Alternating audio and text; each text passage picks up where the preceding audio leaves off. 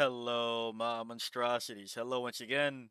Today I bring to you another video of me defending myself, I guess. Not really. Nobody really called too much on this one, but one of my sleeper picks for the current setting of 40k is Fellhammer Siege Host, and I wanted to make a video talking more about that. You see, with the detachment rule that gives you what quite a few armies received during Grotmas and just have in general, and decent enhancements and stratagems, I think there's a couple of data sheets that people are already using that might get even better here with Fellhammer Siege Host. So, what are we doing today? So, the detachment tells you each time a ranged attack targets a Heretic Astartes unit from your army that isn't damned, if the strength is greater than the toughness -1 to wound. That's good for durability. The enhancements, you have a Chaos Lord model only one that'll make it so that once per battle round when a saving throw is failed for the bearer's unit, change the damage to 0. Okay. Iron Artifice. This one I thought was not too good, but then I found something that, I don't know, it's passable for 10 points. Bear's weapons have anti-vehicle 4 up and anti-fortification 4 up. Don't worry about that part. The second one. Ironbound Enmity, 15 points. Each time the bear makes an attack while within range of an objective marker, add 1 to the wound roll.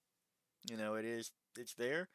Warp Tracer. In your shooting phase, after the bear has shot, select one enemy unit hit by one or more of those attacks. Until the end of the phase, that enemy unit cannot have the benefit of cover. For 20 points, that's pretty good. Stratagems. You have in the fight phase, reroll hit roll. If your unit is below half strength, you can also reroll the wound roll. Point blank destruction. I have something that I was surprised that this works because when I was trying to put together things, I could have sworn this said infantry, and it doesn't. One Heretic Astartes unit from your army, and even then I found an infantry unit that would like this that people are trying out now. That is within engagement range of one or more enemy units and has not been selected to shoot this phase. Your ranged weapons that don't have blast become pistol. Brutal Attrition. One Heretic Astartes infantry unit from your army that isn't damned. That was selected as the target of one or more of the attacking unit's attacks until the end of the phase. Each time a melee attack is allocated to your unit after the attacking unit has finished making its attacks, roll 1d6 to a maximum of 6d6 per attacking unit. For each 4 up, the attacking unit suffers 1 mortal wound. So, this um this could be interesting. This could be interesting. Steadfast determination. 5 up, feel no pain and shooting. Pitiless cannonade. Don't really worry about it, but crits on 5s if the unit that you're targeting and shooting is below half strength. And siegecraft.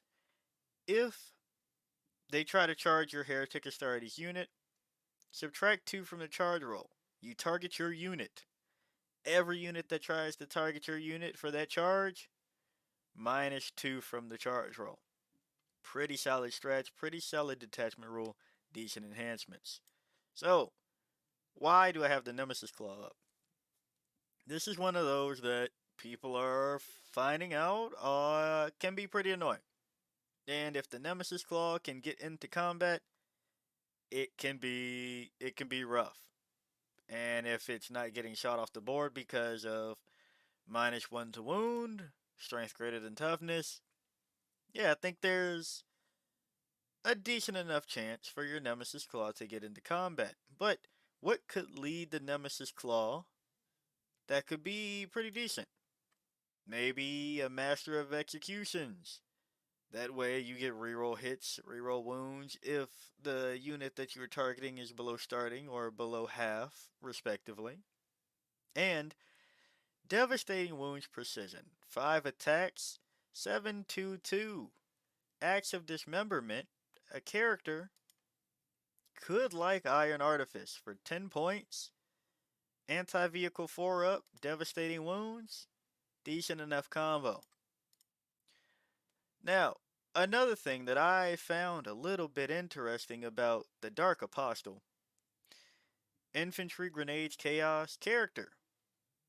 but it's not a damned unit.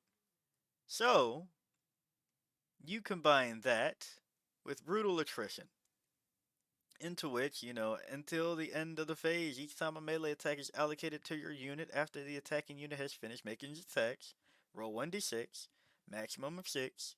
For each 4 up, the attacking unit suffers 1 mortal wound. But, with the Dark Apostle attached to the Nemesis Claw, with also the Master of Executions in the back pocket, while this unit is leading a while this unit, excuse me, is leading a unit and contains a Dark Apostle model, each time a model in that unit makes a melee attack, +1 to the wound roll. That just skips the need for, below half strength for Nemesis Claw. But also, you have the access to the Demagogue to unbattle shock once per battle, whatever. But more importantly, Malign Sacrifice at the start of the fight phase, if this unit contains one or more Dark Disciple models. You can select one of those models and one enemy unit within engagement range of this unit. Then roll 1d6. On a 2 through 5, that enemy unit suffers 1 mortal wound. On a 6, that enemy unit suffers d3 mortal wounds. That Dark Disciple model is then destroyed.